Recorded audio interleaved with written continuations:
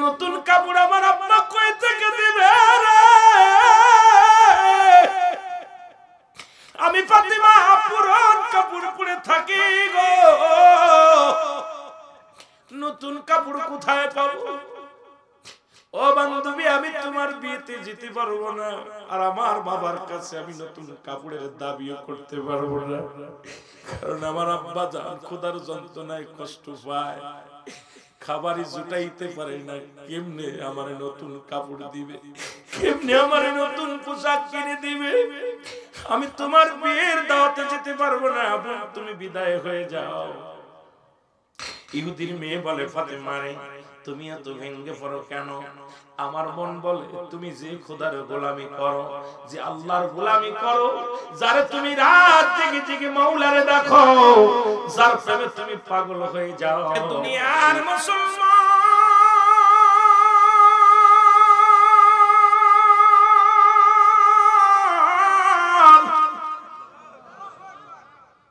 খাতুনে জান্নাত মা ফাতেমা ইসলামের দিকে কেমনে মানুষরা আকৃষ্ট করলো গো, একটু শুই না। আর আমার মতো মানুষ কি করি রে বাবা? শুনে নাও মুসলমান, শুনে নাও। অনেক মা বোনেরা জান্নাতের বাগানে আসছে, বাড়ি থেকে শুনতে অনেক ওয়াজ করার দরকার, সময় নষ্ট করবো না রে বাবা, দিলের কান্ডা লাগা শোনা লাগবে। খাতুনে জান্নাত মা ফাতেমা এক ইহুদির সাথে বান্ধবী পাতাইলেন। কাল্লা, ইহুদিরা কি আমাদের শত্রু না বন্ধু? জোরে বলেন, শত্রু না বন্ধু? লাগে মা ফাতেমার বান্ধবী, মারহাবা বলা যাবে না, আর একটু জোরে বলা যাবে না? দুজন 12টা বছর বান্ধবী থাকে, কোনদিন ফাতেমা তাকে জোর করে কালেমার দাওয়াত দেয় নাই, কোনদিন তাকে আঘাত দেয় নাই, কোনদিন তাকে তাগিদ দেয় নাই। যখন আমাদের সময় হয়ে যেত, ফাতেমা ছুটে বান্ধবীকে বলতো, বান্ধবী রে, তুমি যদি আসলে আসো, না আসলে আমি আমার মাওলার গোলামি করতে যাই। একসাথে চলতে লাগলেন। কোনদিন ফাতেমা জোরাজুরি করেন না। এ উলামা ইকরাম, মা বোনেরা, বাজানেরা, শুনে নাও। ওটা একদিন ওই ফাতেমার বান্ধবীর বিয়ে ঠিক হলো, 12 বছর পরে বিয়ে ঠিক হলো। ওই রাষ্ট্রে ইহুদির সন্তান বড় এক ধনীর সঙ্গে বীর পায়গাম আসলো। মেয়েটার কাছে বাবা এসে বলে, মা রে, তোমার বিয়ে ঠিক করেছি, এই রাজ্যের যিনি প্রধান তার ছেলের সঙ্গে, তুমি রাজি আছো কি? মা বলো, তুমি রাজি আছো কি না? ইহুদির মেয়ে বলে, বাবা, আমি আপনার প্রশ্নের জবাব আজকে দিতে পারবো না, দয়া করে আমাকে একটা দিন সময় দেওয়া লাগবে। একটা দিন যদি আমাকে সময় দেন, এই বিয়েতে আমি রাজি আছি কি না আছি তাহলে বলতে পারবো। জোরে জোরে চিল্লায়া বলা যাবে না আমার বান্ধবী, তুমি রাজি হয়ে যাও, যেহেতু তোমার বাবাই বিয়ে ঠিক করেছে, তুমি না বলো না, তুমি রাজি হয়ে যাও। জোরে জোরে চিল্লা বলা যাবে না মারহাবা। বান্ধবী বলে, এ ফাতেমা, আমি বিয়ে রাজি হতে পারি, একটা শর্ত আছে, আমার বিয়ের সময় তোমার থাকতে হবে, আমার বিয়েতে তোমার যাওয়া লাগবে, আমাকে সাজায় দেওয়া লাগবে। আমি কোন সাজায় দিবেন?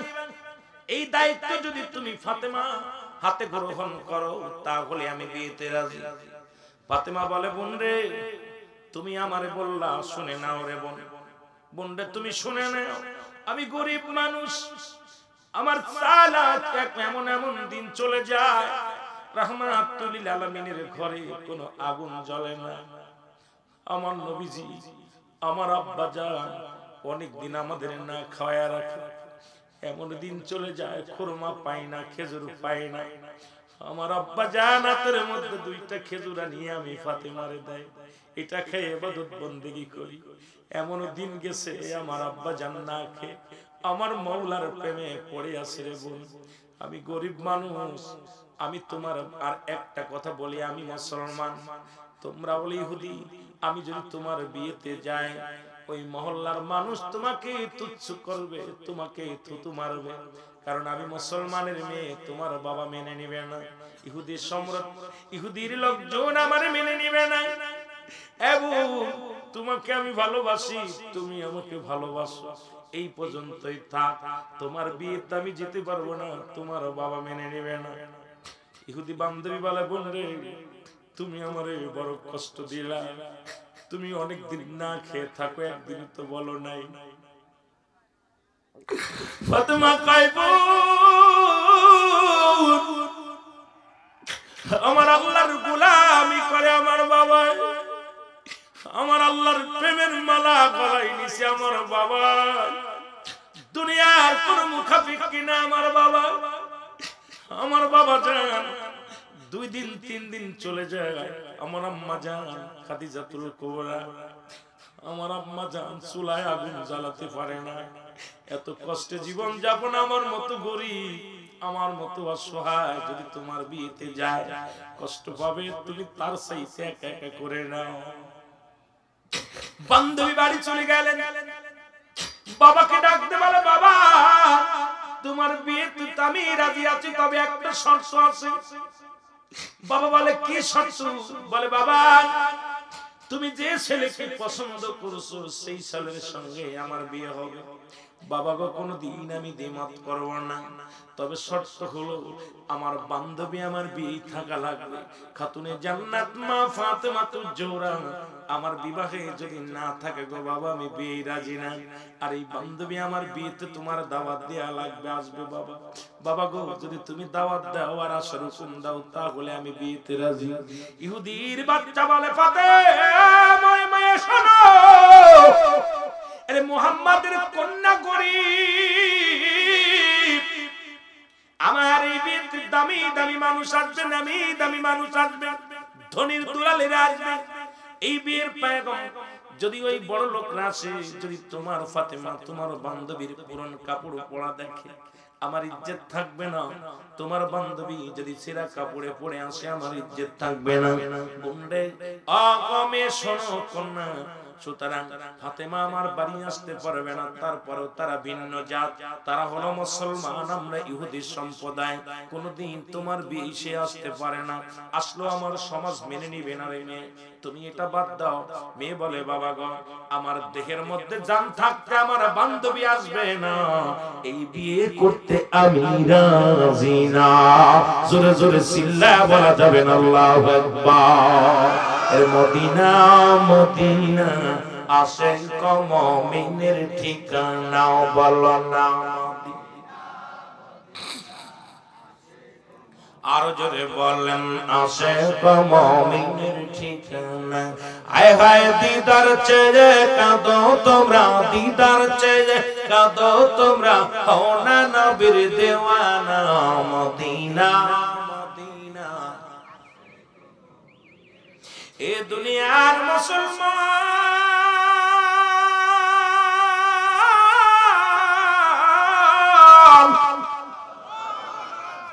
ইহুদি বলে, আমি রাজি আছি, তবে শর্ত আমারও একটা আছে। তোমার বান্ধবী পুরন কাপড় পরে আসলে চলবে না, বাজারের দামি কাপড়টা যদি গায়ে দিয়ে আসে তাহলে আমি মেনে নিব রে মা। আর ওই সিরা কাপড় মহিলা যুক্ত পুরন কাপড় যদি পরে আসে তাহলে আমার ইজ্জত থাকবে না, আমিও মেনে নিব না। কই বাবা গো, আমি যাচ্ছি আমার বান্ধবীর দাওয়াত দেওয়ার জন্য। ইহুদির মেয়ে চলে আসলেন ফাতেমার ঘরে, বোনের কাছে আসিয়া বান্ধবীর কাছে ডাকতে বলে, বান্ধবী রে, আমার আব্বা রাজি হয়েছে, তবে শর্ত একটা দিছে, তোমার নতুন কাপড় পরে আসতে হবে, কারণ পুরন কাপড়ে আমার বাড়ি যেতে পারবা না। এই ওকা এই হুকুম দিছে। ফাতেমা দুটি চোখের পানি ঝরঝর করে ছেড়ে দিছে। ছেড়ে দিয়ে বলে, বোনরে, কতদিন যে নতুন কাপড় দেখি না, পেটে একটু খাবার জোটে না, নতুন কাপড় আমার আব্বা কই থেকে দিবে রে? আমি ফাতেমা পুরন কাপড় পরে থাকি গো, নতুন কাপড় কোথায় পাবো?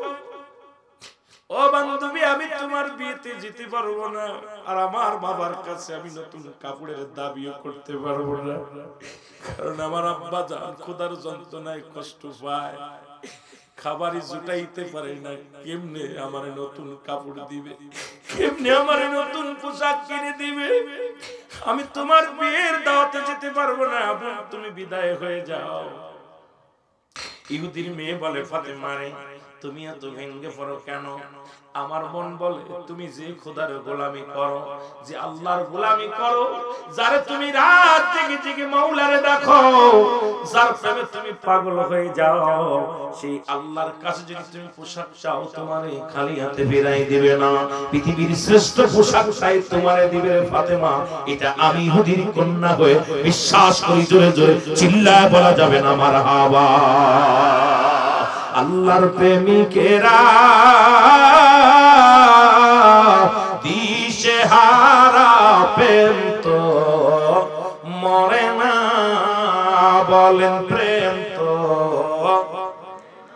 আরো জোরে বলেন, আল্লাহর প্রেমিকেরা দিশেহারা, প্রেম তো।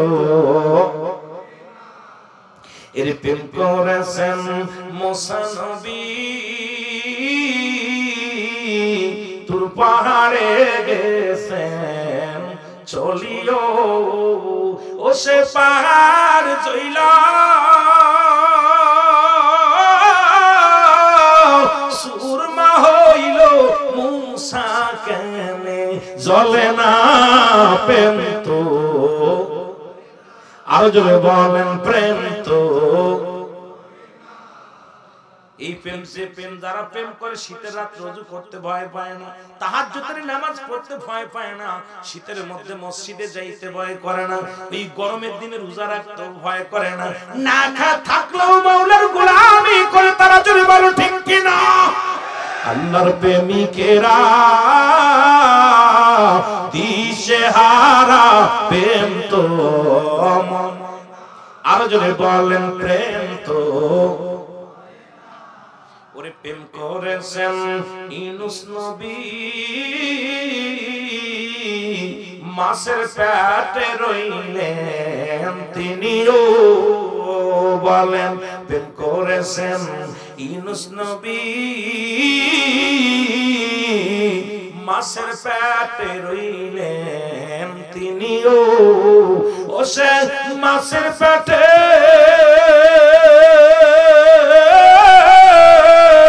রইলেন ইউনূস, হজম কেনে হইল না, প্রেম তো। আরো জোরে বলেন, প্রেম তো। আল্লাহর প্রেমিকেরা দিশেহারা, প্রেম তো। এর প্রেম করেছেন ইব্রাহিম নবী,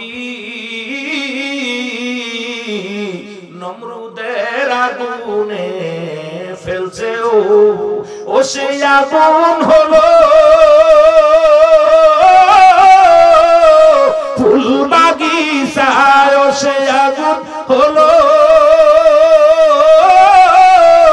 ফুল বাগিচা, পশম কেনে পড়ে না, প্রেম তো। আরে টাকা দিল আপনারা মাটির মধ্যে বসতেন না, আল্লাহর সঙ্গে প্রেম করেছেন, মদিনাওয়ালার সঙ্গে প্রেম, ইসলামের ভালোবাসার জন্য এই শীতের রাত কম্বলের মধ্যে শুয়ে আছে, এখানে কোনো গদি নাই, কোনো ভালো ব্যবস্থা নাই, এই দোলাবালির মধ্যে আপনার কত দামি কাপড় বিছায়া বসে পড়ছেন, কারণ এই পাগল টাকা দিলাম, যদি 20 টাকা করে 50 টাকা করে দিতাম যে ভাই বসে থাকতে অবস্থা, কারণ বসে আছেন কার প্রেমে? এই প্রেম মরতে পারে না, জোরে বলেন ঠিক কিনা? এই প্রেম মরতে পারে না। এই জন্য আল্লাহ তো প্রস্তুতি রাখছে, মুমিনদের জন্য, মুত্তাকিনদের জন্য ঘোষণা হলো 8টা জান্নাত। কয়টা জান্নাত? আরো যারা বলো কার জন্য? ঈমানদারদের জন্য, মুমিনের জন্য। কয়টা জান্নাত? আরো জোরে, আরো জোরে।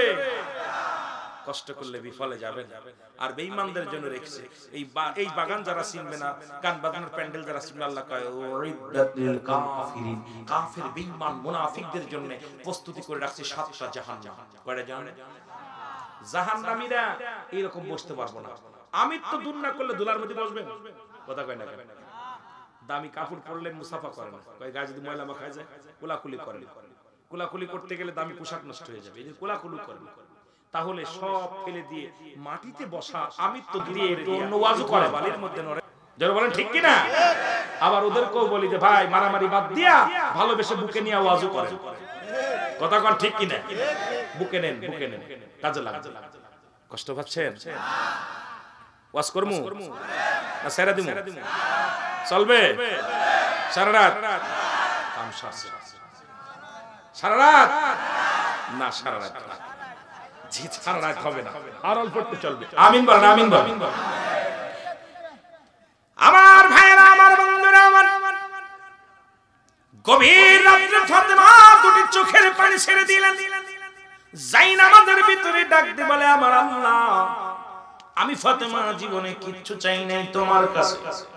আল্লাহ, বান্ধবী বড় মুখ করে দাওয়াত দিছে, আল্লাহ আমি তো কথা দিয়ে ফেলেছি বান্ধবীর বিয়েতে যাব, এখন আমার বাবার কাছে তো কোনো টাকাও নাই, চাইতে পারবো না।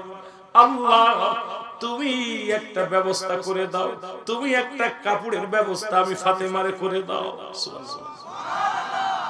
চোখের পানি ছেড়ে দিয়ে কাঁদছে, চোখের পানি ছেড়ে কেঁদে কেঁদে রাত্রে তাহাজ্জুদের নামাজ পড়ে শুয়ে আছে, যায় নামাজের পর শুয়ে আছে, ফজরে আযান পড়ছে, সালাতু খায়রুম মিনান নাওম। ফাতেমা ঘুম থেকে লাফ দিয়েছে, আরে কেমন মেয়ে গো! আর আমাদের মেয়েরা সারা রাত প্রেম করে মোবাইলে, হ্যালো হ্যাঁ কেমন আছো, ফজর আযান দিলি কয় মা, কয় সকিনা ওঠ, কয়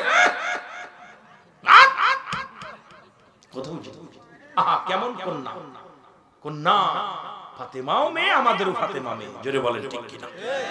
খাতুনে জান্নাত মা ফাতেমা। ফজরে আযান পড়ে গেল, নামাজ শেষ করে আবার দোয়া করে, আল্লাহ আমি তো রাত্রে চাইছিলাম তোমার কাছে, আল্লাহ আমার বেইজ্জতি করো না, তুমি একটা কাপড়ের ব্যবস্থা আমার করে দাও, আমি তো আমার বান্ধবীর বিয়েতে যাব। ফাতেমা ঘর থেকে বাইর হয়ে দেখে ঘরের দরজায় দুইটা কাপড়ের ব্যাগ পড়ে রয়েছে, জোরে বলেন সুবহানাল্লাহ। দুইটা কাপড়ের ব্যাগ, এরকম দুইটা ব্যাগ পড়ে। ফাতেমা কাপড় দেখা হাতে উঠায় দৌড়ায়, আমি তো কাপড় তো কোনো কে কিনলো, আমি তো আব্বারও বলি নাই, আমি তো কোনো দর্জির কাছেও বলি নাই, কোনো কে দিল কাপড়টা দিল, দৌড়ায় গেছে আব্বার কাছে কাপড় দুইটা, আব্বা জান, ও আব্বা জান। নবীজি বলে, কি হয়েছে ফাতেমা? আব্বা জান, এই ঘরের দরজায় কাপড় কে আনছে? দুইটা জামা, এই দুইটা জামার প্যাকেট কে আনছে? জোরে বলেন না মারহাবা, আরো জোরে বলেন না। আমার নবী কয়, ফাতেমা তুমি কারোর বলছিলা? কয় না। কয় তোমার বান্ধবীর বিয়েতে যাবা, তোমার বান্ধবীর বাবা হয়তো কিনে দিয়ে যেতে পারে, তুমি লজ্জা পাবা বইলা তোমার বান্ধবী রেখে যেতে পারে।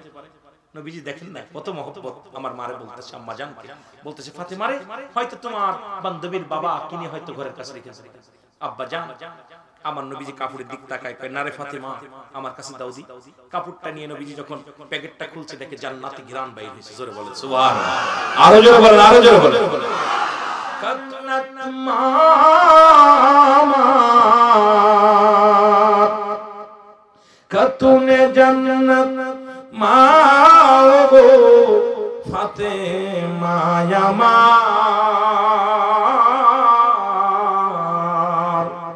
এ বিশ্ব তো রাইতে পাঠান রবানায় বল, এ জগৎ রাইতে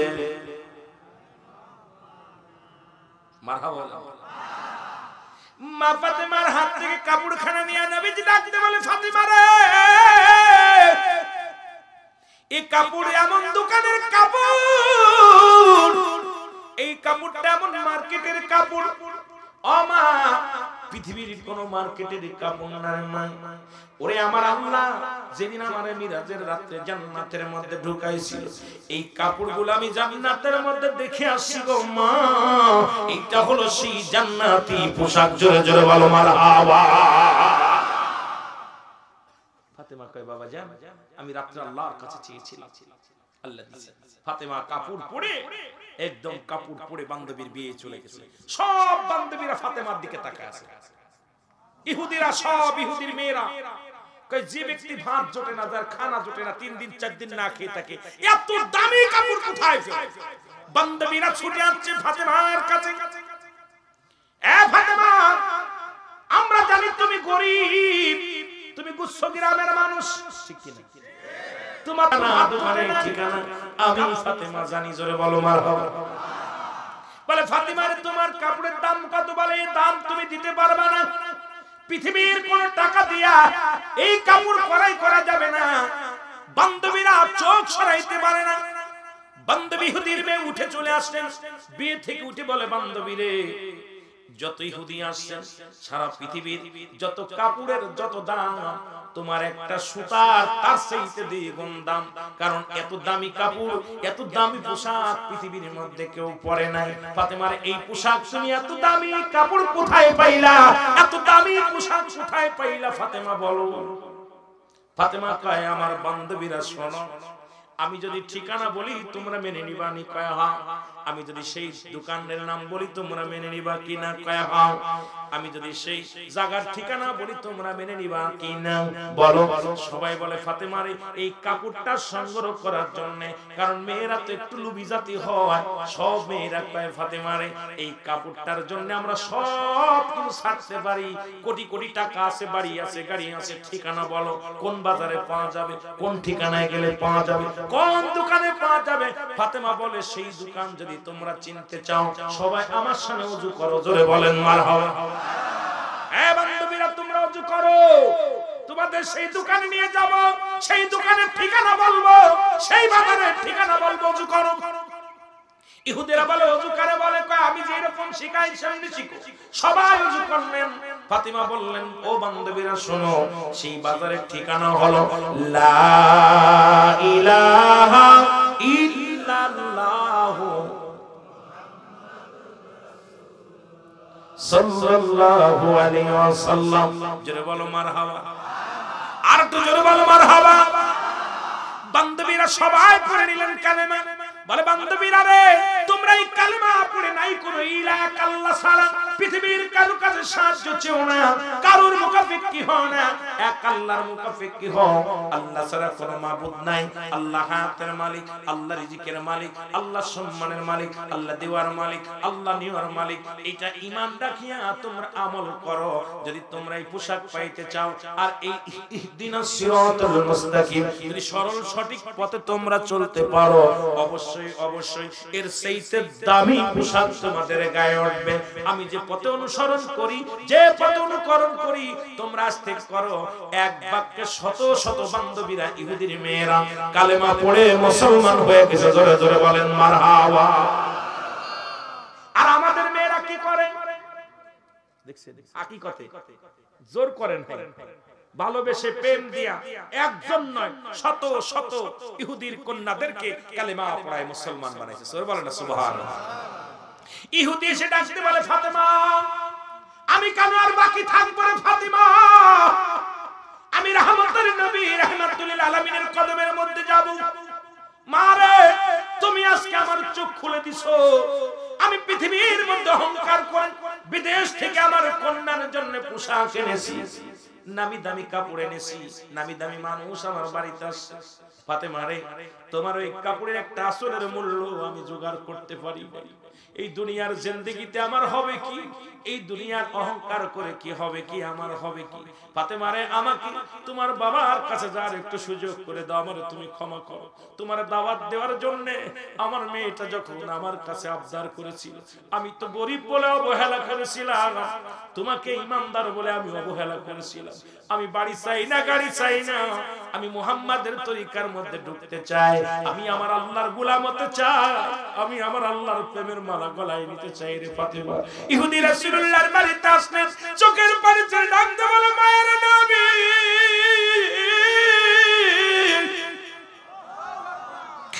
দয়াল নবী গো, ইমানদারের এত দাম, ইমানদারের এত মূল্য, ইমানদারের এত দাম রে নবী আগে জানি নাই। মায়ার নবী গো, পৃথিবীর মধ্যে ইহুদিদের সম্রাট হয়ে আমি আপনার মেয়ের কাছে হার মেনেছি, কারণ শত শত মেয়েরা কালেমা পড়ে মুসলমান হয়েছে। আমি ইহুদি আর একটা মিনিট আর মুসলিম থাকতে চাই না। আমাকে আপনি কালেমা পড়ায় দেন। দুনিয়ার পোশাক চাই না, দুনিয়ার কাপড় চাই না, দুনিয়ার সম্পদ চাই না। আমার আল্লাহর কাছে যেতে চাই, ওই দুনিয়ার নিয়ামত আমি পাইতে চাই। ওই জান্নাতি নিয়ামতের আশায় আমি ইহুদি পাগল হয়ে গেছি। আপনি আমারে কালেমা পড়ায় দেন। নবীজি কালেমা পড়ায় দেয়, লা ইলাহা